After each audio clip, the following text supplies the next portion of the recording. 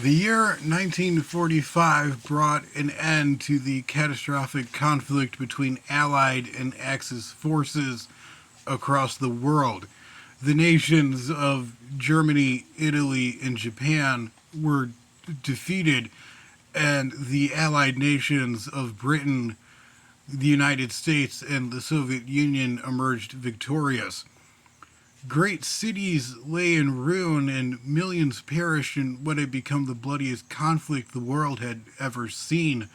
For the Allies and the countries that had fallen under Axis rule, it was a time of deliverance, a moment of liberation. There was a sense that good had conquered evil and had finally prevailed. The reconstruction in different parts of the world would take years to complete as nations attempted to rebuild and move on from the shattering experience that had been World War II. It was more important to look forward than to look back, to dream and plan for a brighter future rather than to wade back through the murky underworld of the past 6 years. During the post war years, there were very few topics as contentious as Axis collaboration. Immediately after the conflict, and while it was still ongoing, there were certainly plenty of recriminatory actions against those who were deemed as traitors. But as the war slipped further into history, many nations actively tried to suppress the fact that not all of their citizens had fought the good fight against the Axis powers. This is a topic that has become taboo in many countries, even to this very day, a facet of history that sits outside of the propagandized version of the past that we tell our children. But whether we like it or not, it was a thing that happened. Axis collaboration happened in practically every single country that was involved in the Second World War. But what exactly is collaboration? The term collaboration covers a very broad spectrum of actions that occurred during the course of World War II, but it's usually defined as the peoples of conquered nations cooperating with their subjugators and perhaps even actively helping them in some way, shape, or form. And yet, even here, there are a wide variety of reasons as to why a nation and an individual person would choose collaboration over staunch resistance. Collaboration could either be involuntary or voluntary. There are huge numbers of cases of people being forcibly turned against one another and even fighting for the other side. And then there was the voluntary collaboration, and this is where things get infinitely more complex. Those who actively chose to side with the Axis powers often did so for personal gain, nationalism, or anti communist purposes. The uncomfortable truth that we still do not like to talk about very much is it was not just ethnic Germans or ethnic Japanese or ethnic Italians who carried out some of the worst atrocities across the course of the war. In fact, as World War II came to a close, roughly 60% of Waffen SS members were non German volunteers, and many of those who made the desperate final stand within the skeletal remains of Berlin were born well outside of traditional German boundaries. This is a very deeply contentious topic for some, and one which many nations pretend just simply never happened. It would take me several documentaries to go through all of the Axis collaboration that occurred all around the world during the war, so we're going to focus on some of the more interesting stories of Axis collaboration. Often the problem when talking about this topic is that some nations and some nationalities tend to get extremely upset when their assigned history is questioned. But collaboration was rife in almost every nation. So, for the sake of fairness and not wanting to feel that the finger of accusation is being pointed directly at them, we will begin this story rather close to home with a European nation that everyone knows. Great Britain. The United Kingdom, as you probably know, was never actually invaded by an Axis power, with the exception of the Channel Islands, which fell under German control in June of 1940. While there are a few instances of collaboration on the Channel Islands, it was not done to any great degree, no doubt because of the size of the islands. They're very small and the relatively decent conditions under German rule. However, another interesting tale of Brits and citizens of the Empire working for the Germans also exists. The British Free Corps, or BFC for short, was a Waffen SS unit entirely made up of British and Dominion prisoners of war that was set up by British fascist John Amory. Numbers for this unit were always low, with 54 names included overall, and never more than 27 at one time over a 2-year period between 1943 and 1945. In the final months of the war, the BFC was placed into active service, but despite being moved around Germany quite a bit, it is not clear if they took part in any combat. Because the Corps balked at the idea of actually fighting the British, they were eventually sent out east to fight the Red Army. Several members of the British Free Corps were court-martialed after the war, with John Amory himself being hanged as a traitor in December of 1945. China. In China, the situation was complex. The Japanese occupation forces set up several Chinese puppet governments in the region. In reality, these governments had actual little power but were responsible for organizing armies that would fight on the side of the Japanese. The numbers here are quite extraordinary, with between 1 to 2 million people fighting under the banner of the Chinese Collaborationist Army at various points between 1937 and 1945.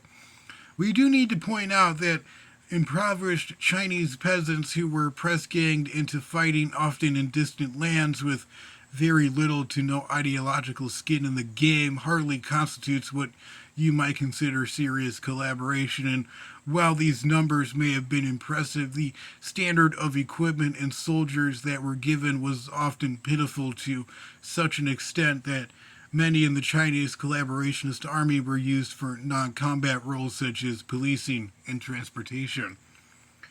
Denmark. If you are a little surprised to see the infinitely non-offensive Danes on our list of Axis collaborators, well, this entry is going to be quite interesting.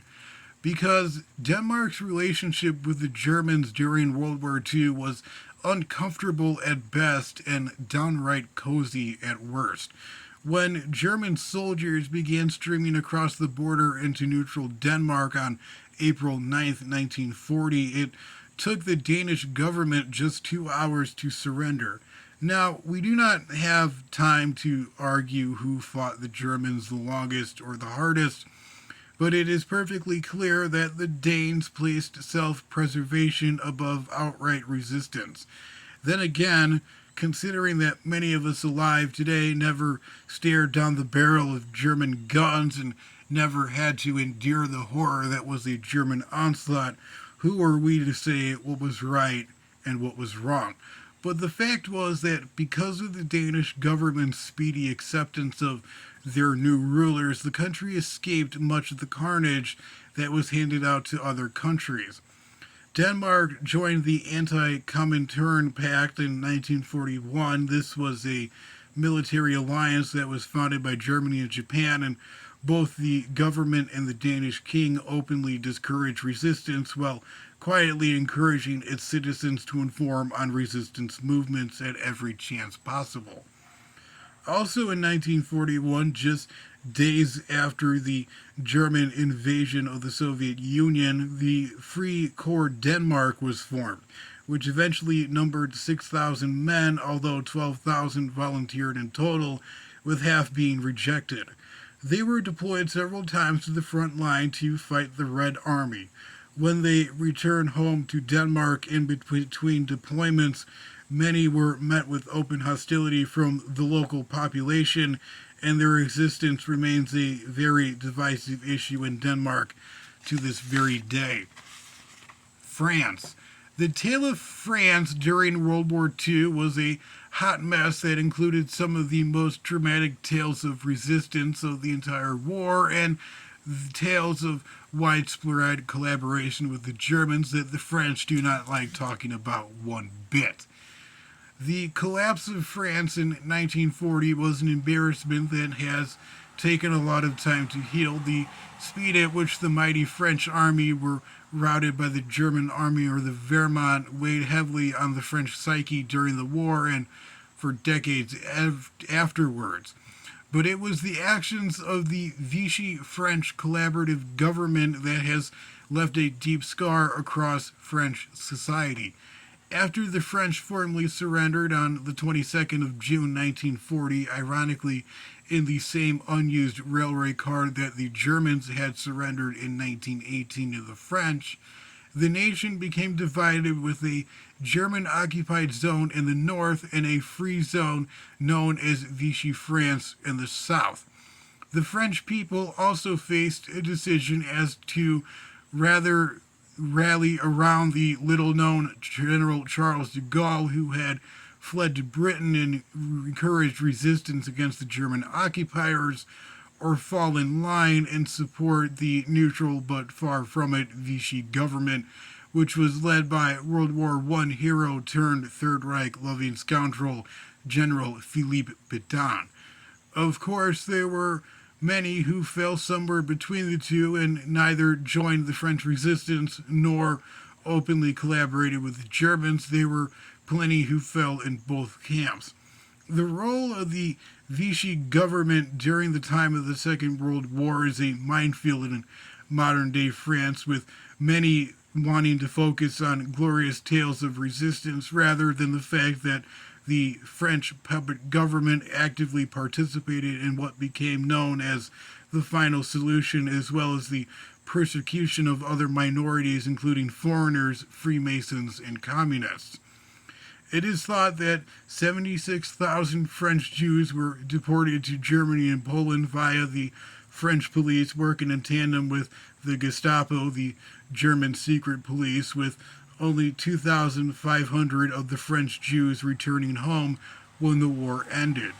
To complicate the French memory even further, it was not just the Jews, the Gypsies, and other minorities that were targeted by the Vichy government. The Vichy government set up the Milice Français, or the French militia, a political paramilitary unit that hunted down members of the French resistance. At its largest, the group numbered close to 30,000 men who committed numerous atrocities across France, especially in the days after the D-Day landings in 1944. Whether you want to call it collaboration or survival is simply up to you. Thousands of French people worked with or for the Germans during the war, often in shipyards, but also by building the vast Atlantic Wall that the Germans hoped would push the Allies back into the English Channel if they ever attempted to invade. It is clear that many ordinary people in France did whatever they could to survive during this period, and again, with our modern and comfortable 21st century world, it is way too easy to pass judgment on generations of the past and the decisions that they made. But for thousands of French people, German collaboration went beyond simply tightening bolts on German U-boats or mixing concrete to build bunkers. In the early years of their occupation, a series of French combat units were formed to fight alongside their German allies. These included the Legion of French Volunteers against Bolshevism, which was formed in 1941 and shied a total of 6,000 men, and the Légion Impériale, a relatively short-lived unit that fought in Tunisia and consisted of around 500 men. Two-thirds were French and one-third were Tunisian. And then we come to the 33rd Waffen-SS Grenadier Division of the SS Charlemagne, which was a amalgamation of other French units. This unit was formed in 1944 and consisted of 7,340 men.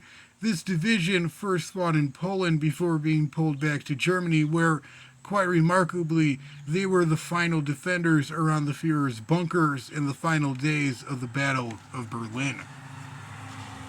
India. Perhaps the strangest tale of Axis collaboration was the story of the Indian Legion that was formed in 1941, initially as a liberation front for independence from British-ruled India. Say what you will about the Germans and the German leadership, but they were ambitious, and their far-reaching aspirations to threaten India itself with the help of the Indian Legion, also known as the Tiger Legion, stretched the imagination to the very limits of reality. Established by Indian independence leader Subhas Chandra Bose, the Legion was initially seen as a way to force India's independence from Britain through conflict, with some help from the most despised and feared dictator at the time. The unit's numbers never got above 5,000, and recruits were predominantly volunteers. Some were Indian expatriates living in Germany at the time, while others were prisoners of war whose heads had been turned against the British by some very cleverly placed propaganda. Most of these soldiers were given non-combat roles in occupied countries and were involved in the German defense of Europe after D-Day. Meanwhile, on the other side of the world and fighting alongside a different nation but against the same, the Indian Liberation Army, or ILA, was a much larger enterprise that numbered some 43,000 men and were also fighting for Indian independence from Britain.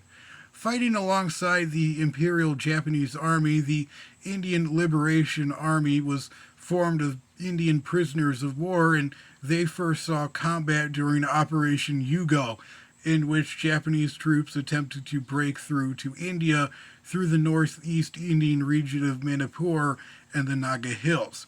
Of all the collaboration stories in this documentary, this one certainly is one of the most understandable, with the people of India suffering horribly under British rule. It is not hard to see how many thousands could be swayed by an Axis power offering to help rid India of its colonial master. After the war, the British government, fearing mass results in uprisings across its empire, and supportive groups such as the Indian Liberation Army, banned the BBC, the British Broadcasting Company, and other media organizations from discussing the topic. In India, a series of trials were held with various charges of treason, torture, murder, and abetment to murder were placed against the accused. However, a massive public outcry over the trials led to them being scrapped, and they never happened. Today, the Indian Liberation Army is actually revered by many people as heroes of India's independence movement, while others look at them as nothing more than simple traitors.